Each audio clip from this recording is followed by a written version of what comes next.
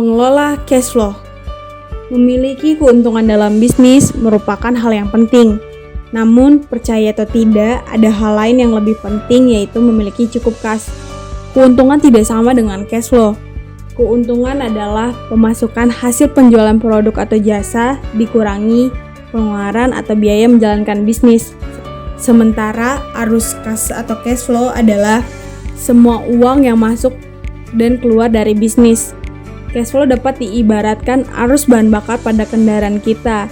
Jika kendaraan kita adalah bisnis, maka kehabisan bahan bakar dapat berakibatkan kendaraan mogok atau berhenti.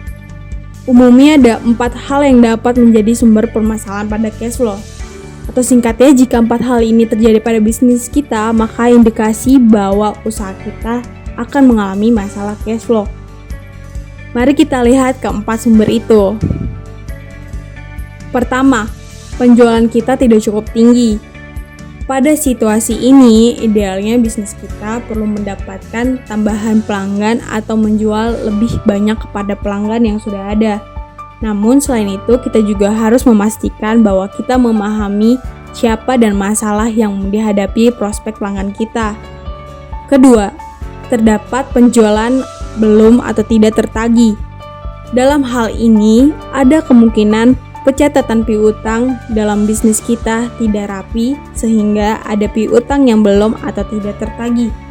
Khususnya terkait dengan piutang, ada beberapa hal yang penting yang perlu diawasi, yaitu pengawasan penagihan piutang, seleksi pemberian kredit kepada pelanggan, dan proaktif dalam penagihan. Ketiga, harga yang kita kenakan tidak cukup dalam menutup beban usaha. Dalam kondisi ini, kita perlu mempertanyakan apakah kita sudah memastikan bahwa harga yang kita kenakan memiliki margin keuntungan.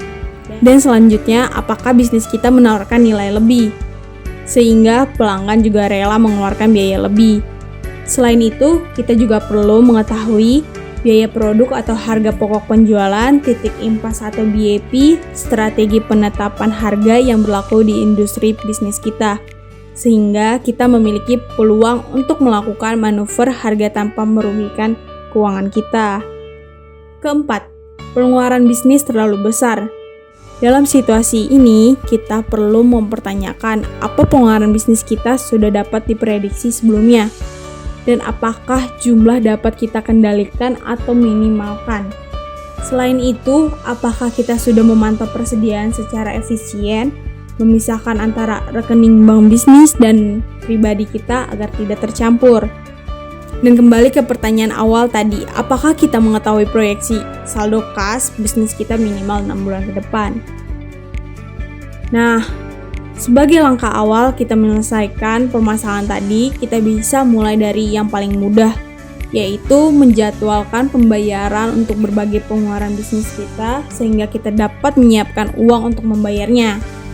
Selanjutnya, jika kita menggunakan model bisnis di mana pembayaran pelanggan dilakukan setelah barang atau produk diterima, maka jangan ragu untuk meminta uang atau deposit di depan yang dapat digunakan untuk membantu biaya proses produksi.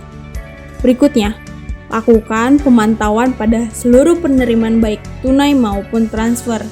Ketahui kapan kita akan menerima uang tunai atau transfer, serta rencanakan kembali penggunaannya seperti untuk membeli bahan baku atau produksi, menggaji karyawan, membayar listrik dan air, sewa tempat, iklan, dan lain-lainnya.